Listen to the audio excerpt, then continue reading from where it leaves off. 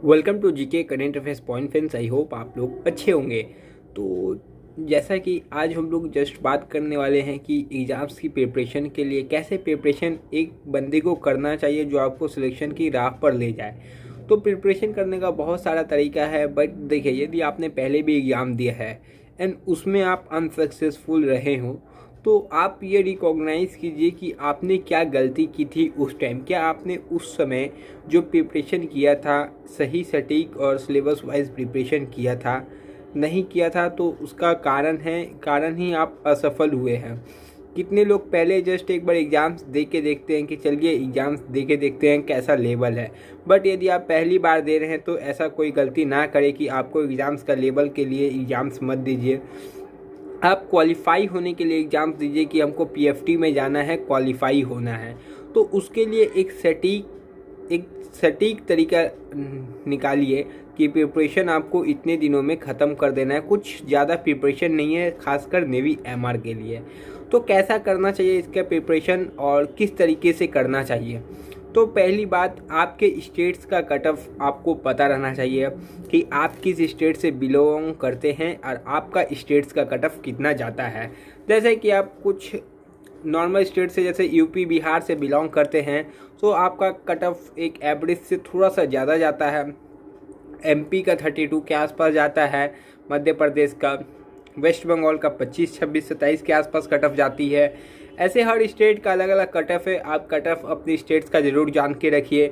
नहीं जानते हो तो मैंने कट ऑफ के ऊपर भी वीडियो बता के रखा है कि पिछले 2 से 3 ईयर्स में जो कट ऑफ रहा है उसके ऊपर मैंने आपको कंप्लीट वीडियो बना दिया है, आप लोग जाके देख सकते हैं। तो देखिए, आपके स्टेट्स का जो कट ऑफ रहता है उस कट ऑफ को आप थोड़ा ध्यान में भी रखिए। जैसे आपका स्टेट में 35 कट ऑफ है तो देखिए, कट ऑफ हर साल इंक्रीज हो सकती है या डिक्रीज भी हो सकती है, कुछ बोला नहीं जा सकता। जैसे आपका स्टेट्स का कट ऑफ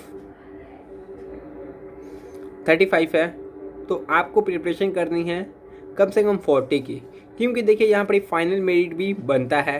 फाइनल मेरिट में 2, 3 जो भी मार्क्स इंक्रीज़ हो, ये कोई शेड्यूल नहीं है कि 2 मार्क्स से इंक्रीज़ होते हैं या 3 मार्क्स से या 1 मार्क्स, तो कहीं भी कितनी भी मार्क्स इंक्रीज़ हो सकती है। तो आपको उस तरीके से प्रिपरेशन करना। जैसे आपका यूपी का कट ऑफ 35 है तो आपको प्रिपरेशन करनी है 40 की। इसका एक एग्जांपल मैं आपको देना चाहता हूँ। यदि आप 10th में पढ़ते थे तो 10th में आपने एक टारगेट बनाया होगा। टारगेट था कि मैं 10th में 75% गेन करूँगा।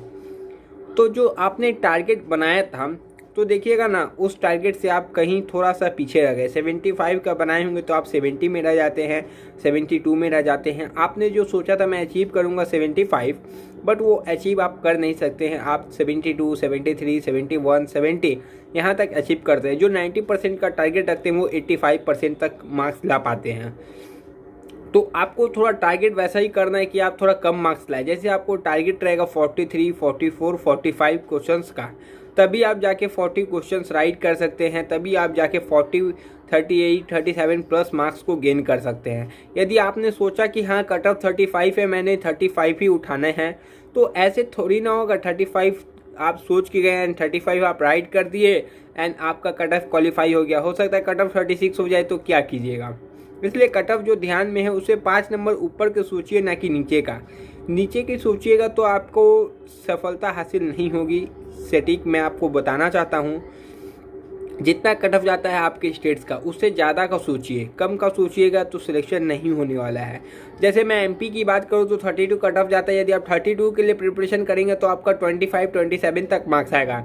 यदि आप 40 की प्रिपरेशन करते हैं तब 35, 36 मार्क्स आएगा तो आपका फाइनल मेरिट बनेगा। तो इसी तरह प्रिपरेशन का लेवल अप रखिए, हमेशा अप रखिए एंड जो सीक्वेंस से प्रिपरेशन कीजिए। जो टाइम है सिलेबस को कवर कीजिए, एक अच्छे ढंग से कीजिए। उसके लिए मैंने काफ़ी क्लासेस आप लोग को करवाई है। जैसे जीके एंड साइंस के तो मोस्टली अच्छे क्लासेस करवा दिए, जिससे मैक्सिमम नंबर ऑफ क्वेश्चंस आपके एग्जाम्स में देखने को मिलेगा। वो जिस दिन एग्जाम होगा उसी दिन आपको पता चल जाएगा कि कितने क्वेश्चंस मेरे आपके एग्जाम्स में आए थे। अभी हाल ही में एयरफोर्स ग्रुप वाई के क्वेश्चंस आए थे, तो जिन बंदों ने एग्ज़ाम दिया वो बता रहे थे सर जो जीके क्वेश्चंस आ रहे थे मोस्टली करेंट अफेयर्स को छोड़कर सारी क्वेश्चंस आपने करवाए थे, वैसा ही जीके सेम टू सेम पूछा गया, उसमें कोई दिक्कत नहीं हुआ। तो दिक्कत वहाँ उन लोगों को रागा में हुई है, रीजनिंग वगैरह में, बट जीके के क्वेश्चंस पूरे जो जितने भी क्वेश्चन थे सारे उन लोगों ने करेक्ट किया। तो देखिए यही होता है डेली प्रैक्टिस का फ़ायदा। मैं डेली प्रैक्टिस 25 क्वेश्चन इसीलिए करवाता हूँ, वरना मैं भी कर सकता था कि एग्ज़ाम्स के 10 दिन पहले, जैसे कि चैनल्स करते हैं, एग्ज़ाम्स के 10-15 दिन पहले टॉप 50 क्वेश्चन, टॉप 30 क्वेश्चन का डेली वीडियोस ला सकता था, बट उससे कोई फ़ायदा नहीं होता। मैं भी चाहता तो टॉप 500 साइंस के क्वेश्चंस ला देता और बोलता हो गया आपका प्रिपरेशन एंड आप जाइए एग्ज़ाम देने, बट ऐसा करके कुछ फ़ायदा नहीं है। किसी के साथ धोखा करके कोई फ़ायदा नहीं है। यदि मैं करवा रहा हूँ तो सारी चीज़ें सीक्वेंस वाइज करवा रहा हूँ। मैं साइंस के टॉप 2500, टॉप 500, टॉप 600 क्वेश्चंस नहीं करवाता हूँ फ़िलहाल। मैं करवाता हूँ एक कॉन्सेप्ट वाइज क्वेश्चन। जैसे पहले मैंने आपको SI यूनिट्स कराए तो उसके 100 क्वेश्चन करवाए। देन मैंने आपको मेटल एंड नॉन मेटल करवाए तो उसके भी क्वेश्चंस करवाते हैं 70-80 जो भी इंपॉर्टेंट क्वेश्चन है। फिर मैं यदि कोई और चैप्टर पकड़ूंगा वर्क पावर एनर्जी तो उसका कॉन्सेप्ट क्लास पहले करवा दूंगा, देन उसके क्वेश्चंस को करवाऊंगा। इससे क्या होता है, प्रिपरेशन ऐसी होनी चाहिए कि हर चैप्टर्स के बाद उसके क्वेश्चंस को कीजिएगा तो उस चैनल पे आपका कमांड बन जाएगा। कमांड बनने के बाद ही आपको श्योर हो पाइएगा हाँ वो चैप्टर आपका क्लियर है। तो इसलिए इस तरीके से प्रिपरेशन करना चाहिए। आपको मैथ्स में भी ऐसा ही प्रिपरेशन करना, जैसे प्रॉफिट लॉस आपने उठाया, प्रॉफिट लॉस अच्छे से समझ गए। प्रॉफिट लॉस समझने के बाद आपको करना क्या कि उसको 40-80 जितने भी आपके RS अग्रवाल में क्वेश्चन है सारे क्वेश्चंस को आपको प्रिपरेशन कर लेना, अच्छे तरीके से कर लेना है। हो सकता है कुछ क्वेश्चंस आपको समझ में ना आए, उसको सॉल्यूशन देखिए फिर कीजिए। तो ऐसे वो चैप्टर्स कंप्लीट होता है ना कि उस चैप्टर्स के फॉर्मूले को देख लिया, उस चैप्टर्स को एक बार पढ़ लिया, वो चैप्टर्स खत्म हो गए। तो ऐसा नहीं है, उन चैप्टर्स के क्वेश्चंस को भी आपको लगाना जरूरी है। ये जीके नहीं है कि जीके आप लोग पढ़ते हैं तो हो जाता है, बट यहाँ साइंस एंड मैथ्स में फंडा ही कुछ अलग है। इसमें क्वेश्चन साथ में प्रैक्टिस करने पड़ते तभी जाके कुछ हो पाता है। तो देखिए जीके के लिए तो मैं डेली प्रैक्टिस सेट 9 बजे ला ही रहा हूँ, आपके एग्जाम्स तक चलेगा। आप डेली उस प्रैक्टिस सेट को अटेंड कीजिए। लास्ट में प्रैक्टिस सेट अटेंड कीजिएगा तो ज़्यादा क्वेश्चंस याद नहीं रहेंगे। डेली क्वेश्चंस अटेंड कीजिए, अपने मार्क्स को देखिए आप कितने मार्क्स अचीव कर रहे हैं। यदि आप कम भी मार्क्स अचीव कर रहे हैं तो आपके एग्जाम्स आते आते आप भी अच्छे स्कोर करने लगेंगे।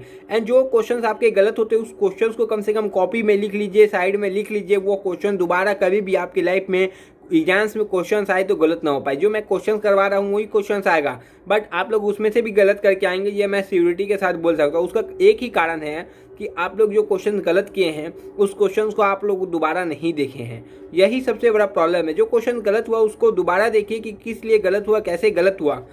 तो जो क्वेश्चन गलत किए हैं उसको एक अलग कॉपी में नोट डाउन कीजिए कि आज का यह सेट में मैंने यह क्वेश्चन गलत किए हैं, इसका एक बार आंसर देख लीजिए। फिर एग्जाम्स टाइम में आप रिवीजन कीजिए तो आपका हर सेट में 25 में कम से कम 25-24 मार्क्स आना चाहिए। तब आप एक श्योरिटी के साथ एग्जाम देने जाइए, तब कॉन्फिडेंस लेवल ही कुछ अलग होगा आपके एग्जाम्स के लिए। तो बस मैंने जो स्ट्रैटेजी बताई उस तरीके से प्रिपरेशन कीजिए, ना कि कोई भी चीज़ उठाए। सिलेबस सबसे ज़रूरी है। आप 10th में जो पढ़े थे, 10th में क्या बिना सिलेबस वाइज कोई भी चैप्टर ऐसे उठाए थे, ऐसे आपने बुक उठाए कोई भी चैप्टर, हाँ ये मैंने ऐसे पढ़ दिया हो गया, ऐसे तो नहीं पढ़े ना। कोई भी चैप्टर्स उठाया, हाँ तो आज हमको केमिस्ट्री पढ़ना है, केमिस्ट्री में 4-5 चैप्टर्स है, कोई भी एक चैप्टर्स उठाया तो आज हमको ये चैप्टर्स पढ़ना है। बट आपको सिलेबस पता है? नहीं पता है। आज हम एटम एंड मॉलिक्यूल्स पढ़ेंगे, तो ऐसा नहीं होता है। हर एक चैप्टर सिलेबस वाइज कीजिए। जो सिलेबस में, ऐसा नहीं है कि आप सिलेबस के सीक्वेंस से चलिए, सिलेबस के कोई भी सीक्वेंस से चलिए। आप पहले जैसे वर्क पावर एनर्जी के या मेटल्स एंड नॉन मेटल्स के, बट जो किए उसके क्वेश्चंस को कर लीजिए।